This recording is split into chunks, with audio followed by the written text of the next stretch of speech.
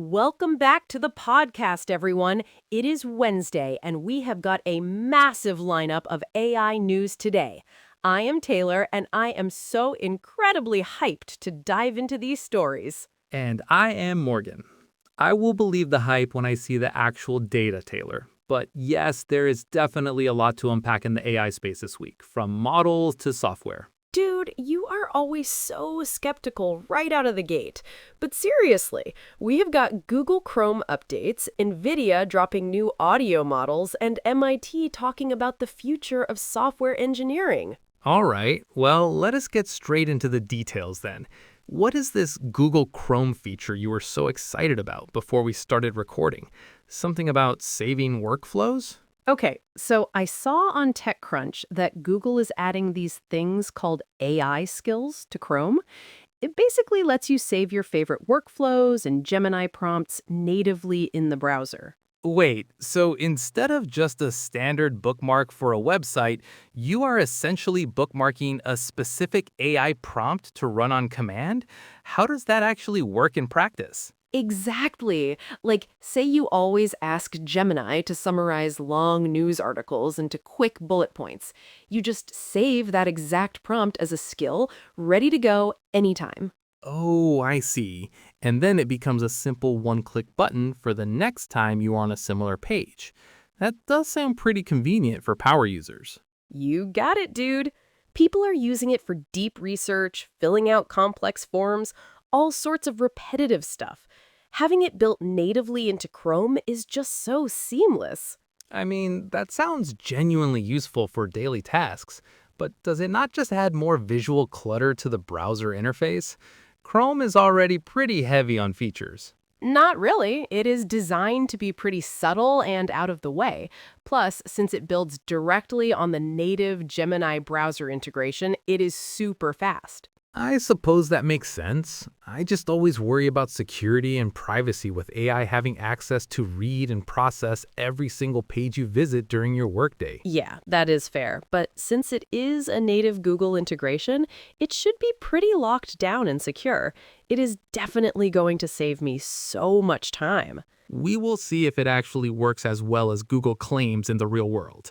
What is the next story on your list today, Taylor? Something about Nvidia? Yes! Next up, according to MarkTech Post, Nvidia and the University of Maryland just released Audio Flamingo Next, or AF Next.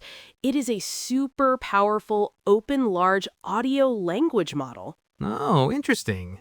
Understanding audio has always lagged significantly behind vision models.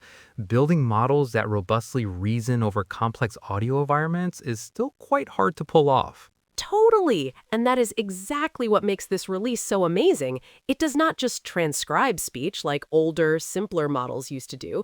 It goes way beyond that. Right. So, what else is it doing exactly? Is it analyzing background noise or doing something more advanced than standard voice-to-text transcription? Exactly, dude. It can actually reason over complex environmental sounds and even music, especially across really long audio clips. It is a massive step forward for the whole industry. Wait, reason over music? Like analyzing the underlying structure of a symphony or figuring out the specific emotional mood of a song? That is actually pretty impressive. Right? And the absolute best part is that it is an open model. Building open source models for these complex audio tasks is a massive swing from NVIDIA and the researchers. The open source aspect is definitely the most critical detail here. Independent developers can actually build real-world applications without being locked into expensive proprietary API ecosystems. That is huge. Exactly. Just imagine smart home devices that can actually understand the context of what is happening in your house just from the background noise, like a window breaking. That is fascinating, but also slightly terrifying from a privacy standpoint. Still, technically speaking, it is an undeniable leap forward for multimodal AI research and development. Speaking of huge leaps, MIT Technology Review just put out this incredible piece on how AI is completely redefining the future of software engineering. It is mind-blowing. A seismic shift, really? Let me guess the timeline. They said open source was the first major shift, then DevOps and agile methodologies were the second big wave. You nailed it perfectly.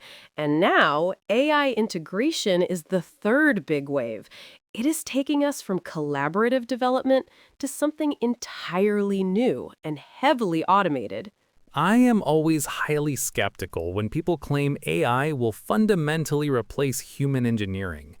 Generating boilerplate code is easy enough, but system architecture is a totally different beast. Oh, for sure, dude. They are not saying it is replacing human engineers just yet, but it is fundamentally changing the day-to-day job for everyone writing software right now.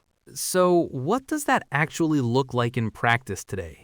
Are developers just spending all day reviewing and debugging code that the AI spits out for them? Pretty much. Developers are basically becoming high-level reviewers and editors of AI-generated systems. It is not just about basic Copilot autocomplete anymore. It is full system generation.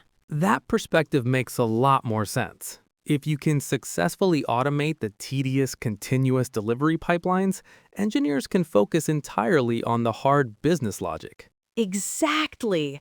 The article really paints a vivid picture of a near future where building software is just incredibly fast, fluid, and highly accessible to non-technical people too. Fluid right up until the servers crash and nobody knows how to fix it, right? But I agree. The development tooling is maturing at a very rapid pace. All right, final story for today, and this one is super relatable. ZDetNet reported that Google Home is rolling out a major April update to fix Gemini interruptions. Thank goodness for that. That specific issue has been incredibly frustrating lately. You pause to take a single breath and it just starts talking over you immediately. Dude, I know. It is honestly the worst user experience.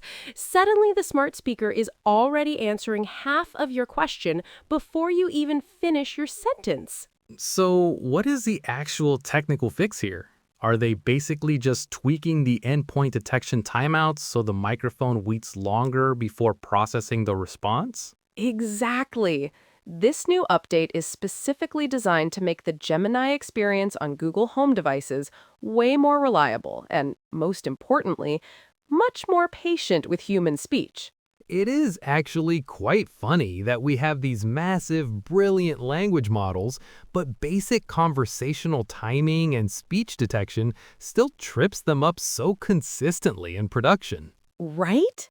It is literally like having a genius assistant who just has absolutely zero social skills and constantly interrupts you in meetings. But this update finally addresses that. I will definitely be installing that firmware update tonight. If it actually stops the constant interruptions, it might finally make voice controls bearable to use around the house again. Seriously, it is going to be a total game changer for setting my kitchen timers alone. I am just really glad Google is actually listening to user feedback. Let us hope the fix actually works as advertised. I am cautiously optimistic about this particular improvement, but we will definitely have to test it out ourselves. Cautiously optimistic. That is classic Morgan right there. Well, that is about all the time we have for our Wednesday roundup today. It has been an awesome show. It really has been a busy week for news. From Chrome AI skills to Nvidia's impressive new audio models, the pace of innovation just never seems to slow down. Not at all, dude, and we will be right here to cover it all. That is it for today. We will be back tomorrow with more AI news.